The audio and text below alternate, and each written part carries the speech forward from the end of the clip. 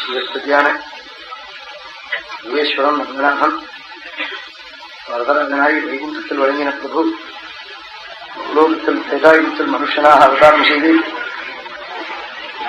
3000 மிருகம் ராஜ்யமாண்ட பாவனமான சரித்திரம் ஸ்ரீமத் ராமாயணம்.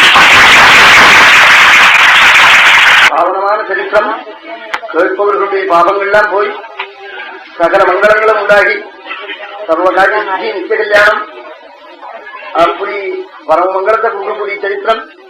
காதால கேட்டா புண்ணியம், கண்ணால பார்த்தா புண்ணியம், வாக்கால ராமா கிருஷ்ணா சிவான்னு சொன்னா புண்ணியம், காலால போய் சுத்தினா புண்ணியம்னு சொன்ன மதம் ஹிந்து மதம். இப்படி ஒரு மதம் பார்க்கணும்னா ஹிந்து அம்மா வயசுல பிறந்தாதான் பார்க்கலாம், பரதகண்டத்துல ஜென்மாவை அடைஞ்சாதான் பார்க்கலாம். தேவர்கள் முதற்கொண்டு வைகுண்டத்துல வாண்டா, எங்களுக்கு பிரம்மலோகம் வாண்டாம், பரதகண்டத்துல ஜென்மா வரணும், பகவத் குணம் கேட்கணும், புண்ணிய நதி தீரங்கள்ல மகான்கள் இருக்கிறத போய் சேர்ந்துக்கணும்னு அப்படி வேண்டின ஒரு புண்ணிய தேசம் நம்ம தேசம். பகவத் குணத்துக்கு ஈடான ஒரு பெரிய மருந்து, மங்களத்தை கொடுக்கக்கூடிய மருந்து, பாபத்தை போக்கக்கூடிய, பாபமாக ரோகத்தை போக்கக்கூடிய மருந்து வேறு இல்லவே இல்லை. அப்படிப்பட்ட புண்ணிய சரித்திரம் ஆன்மீகி கண்டுபிடித்த மருந்து ரசாயனம். குஷலவர்களுக்கு உபதேசம் பண்ணி அஸ்வமேத மண்டபத்துல காணம்.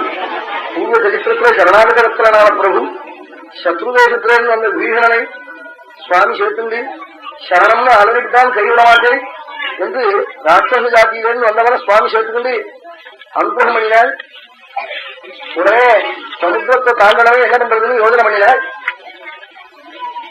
விபீஷணன் என்ன நினைச்சுட்டா, நாம் ராமனை சரணாகதி பண்ணோம், நம்ம ரட்சிச்சாள், யாரு சரணாகதி பண்ணாலும் ரட்சிப்பாள்னு அங்க இருந்து அப்படி தெரிஞ்சுட்டு சமுத்திரம் ராகவோ ராஜா சரணம் கந்து மகதி, ராஜாவான ராமன் சமுத்திரராஜனை சரணாகதி பண்ணா சமுத்திரராஜன் அடம் கொடுப்பான்னு விபீஷணன் சொன்னான். சுவாமி உடனே கர்ப்பையை போட்டு நமஸ்காரம் பண்ணி பட்டி கிடந்தால் 3 நாளைக்கு சமுத்திரராஜனை நமஸ்காரம் பண்ணி வரல.